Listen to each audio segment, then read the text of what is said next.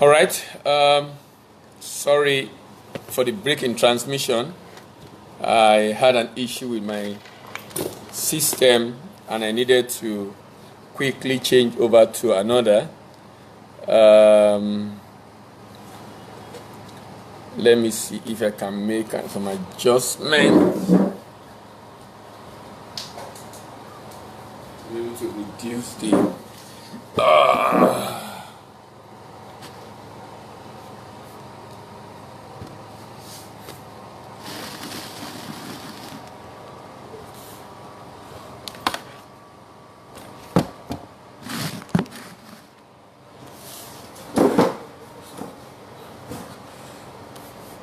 All right. We'll be starting again from beginning.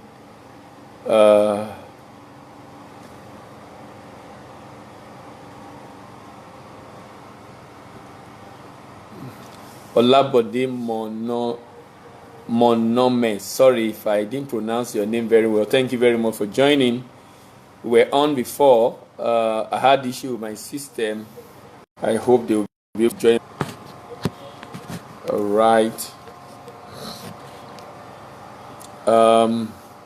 Before my network had issue, on my laptop rather had issue, we started discussing about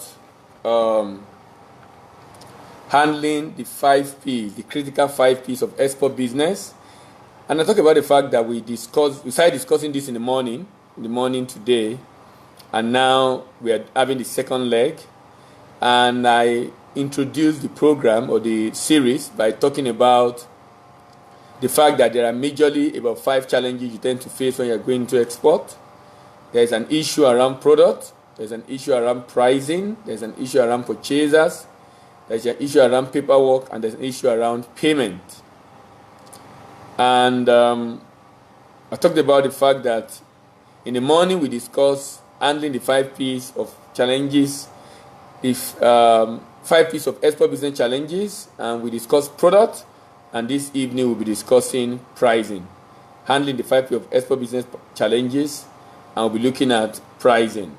And I already started by saying that pricing is undoubtedly a very important part of any business, and the fact that it determines the profitability of transaction and consequently the continuity of the business concern. Pricing depends on 3 major variables, and that include cost, demand, and competition. And I talk about the fact that cost is a local factor, so that have to be managed locally. But on the other hand, the competition and demand is the factor on the other side. That's in the export market, and that also have to be well managed, well understood, to be able to manage it efficiently in order to be able to make the transaction a success. And in order to address the pricing issue, we will be asking 7 questions, which I will attempt to answer in the course of our session this evening. The question is around the what, the where, the who, the when, the why, the which, and the how. What are the cost elements to be incurred in a typical export transaction? Where do I get the amount involved in each of the cost elements? Who are the people to be paid in executing the export project? When am I supposed to pay my freight forwarder? Why do I need to pay the bank or the government? Which of these cost elements can be avoided? How does international commercial terms contribute to the cost element? I would try rather to address this question in general in order to be able to answer the questions of challenges around pricing as far as export is concerned. The first question says, what are the cost elements? The cost element in a typical export contract include the product cost, either the production cost, or if you're buying commodity, product cost generally, either a commodity or finished product. And whatever I'm discussing covers both commodities, solid minerals, agri commodities, and finished products like food items. Transport to the warehouse, if you need to warehouse it. The warehousing cost itself. Transport to the port. The freight forwarding fee. The shipping line local charges. the freight charges, the NXP processing fee, the Nigeria Export Supervision Scheme, the port logistic, and other charges like SON, NAFDAC, marine insurance, good in transit insurance, quality and quantity inspection fee, certificate of origin fee, fumigation fee, phytosanitary fee, of course, bank's interest if you are taking a loan from the bank. It's interesting to know that there are so many charges, right? Anyway, not all the fees and costs and charges are applicable to every transaction. Not all of them are applicable to every transaction. So, but these are cost elements. Like I said, what we are trying to do in this session is to try to answer the questions that surrounds pricing. And we have answered the first one, the cost element, just getting to know the cost element. The next question is, where can I get the amount involved in each of these cost elements? Where can I get the amount involved? It is important for exporters to know that some of these fees are fixed, while others are determined by the nature and the selling and the item rather that you are shipped. The selling price of the item being shipped rather. The amount involved in each of these fees can be obtained from banks, shipping line, haulage firm, government agencies, freight forwarders, inspection agents, and for example, NXP processing fee, bank will typically charge 5,000 naira. Irrespective of what you are shipping, the size, the volume, irrespective of that, bank will charge you 5,000 naira NXP processing fee. Now, on the other hand, the next fee is not a fixed charge, but a percentage of the value of the goods that you are shipping. Value of the goods plus profit. The value of the goods plus profit, that's called the FOB price. You are going to pay 0.5% of that. It's called the NESS fee, Nigeria Export Supervision Scheme fee. Then the marine insurance fee or GIT insurance fee is also a percentage of the product, and it could be about 0.3 to 0.5% depending on the insurance company and your negotiation. Some other charges are paid per container, and this includes the freight forwarding fee, the shipping line local charges, the freight charges, and the inspection fee are all paid per container. Other fees like certificate of origin, fumigation certificate, phytosanitary certificate, SON and NAFDAC fee are charged based on a number of other variables like quantity, like amount. So there is no standard way of the pricing.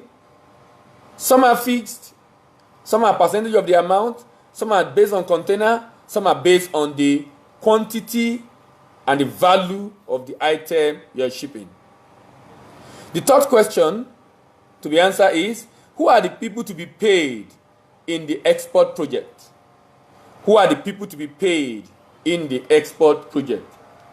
The product cost is to be paid to the supplier supplying the product. Transport cost is to be paid to the haulage firm. Warehousing cost is to be paid to the warehousing company. Freight forwarder fees will be paid to your clearing and forwarding agent. Shipping line, local charges and freight charges are to be paid to the shipping line. That's the local charges and freight charges are going to the shipping line. NXP processing fees to be paid to the bank. Interest rate, of course, is going to the bank. Other fees like quality and quantity inspection report is to be paid to the inspection agent. Marine and good in transit insurance is to be paid to the insurance company.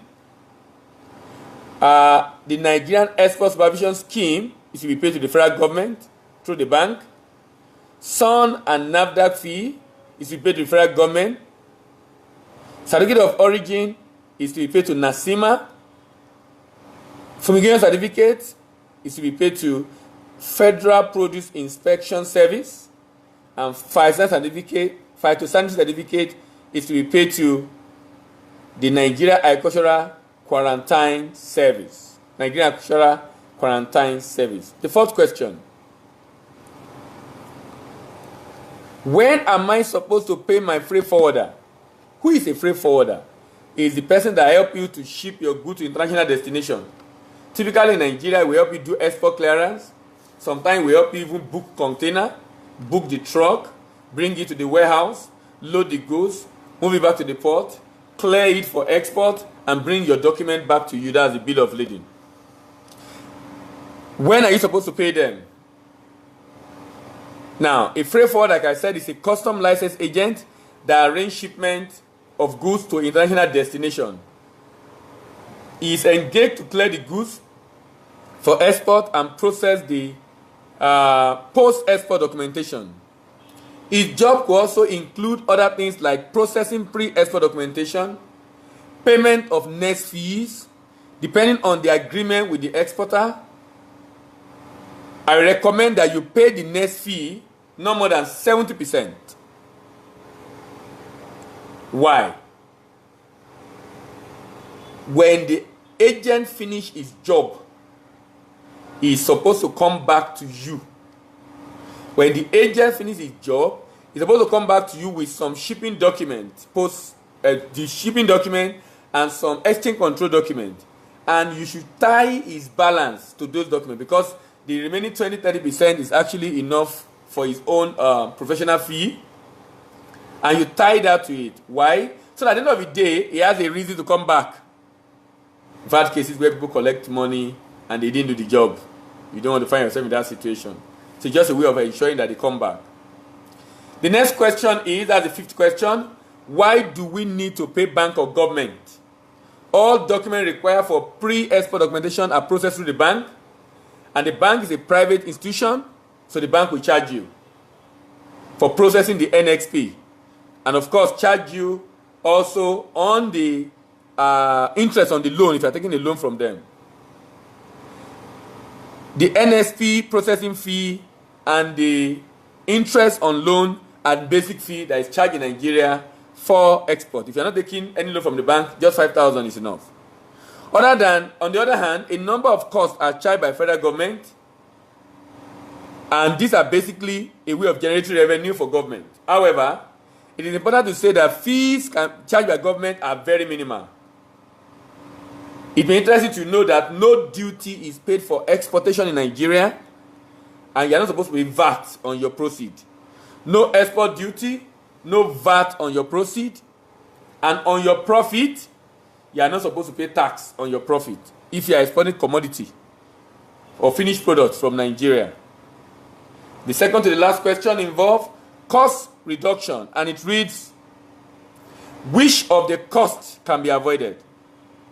The avoidance of cost element is dependent on the nature of the item being exported, the procurement strategy, and the Incoterm agree with the buyer. For example, if you are exporting minerals and finished products, there is no need to incur warehousing fee. You can ship them straight to the terminal of the shipping line. But if you are exporting commodity, you have to move them to the warehouse. So you can avoid warehousing fee. And if you are doing finished products, of course you are not going to be paying the phytosanitary fee, fumigation fee, which are primary fee meant for commodities. But you will pay NAFDAC.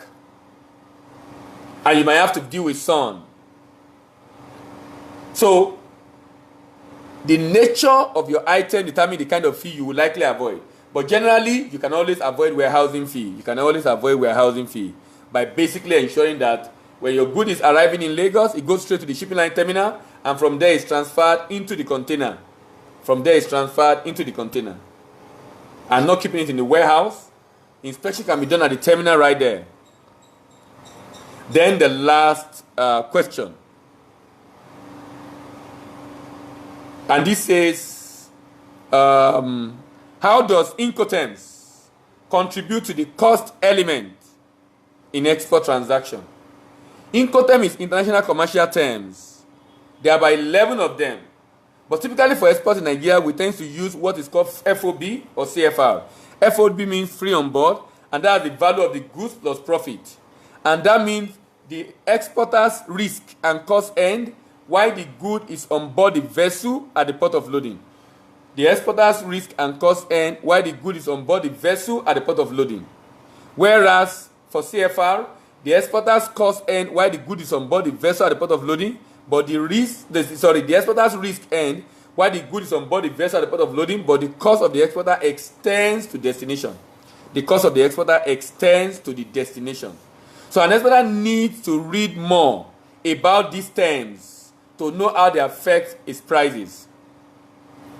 There's a book I wrote that is called The Export Business Made Easy. You'll probably be able to pick up the book to be able to learn more about Incoterms. But basically what Incoterm does is separating transaction risk and cost. Look at the way Incoterm works. If I'm shipping from Nigeria to China, and anything happens to the vessel in transit, it has left Nigeria but yet arrived in China.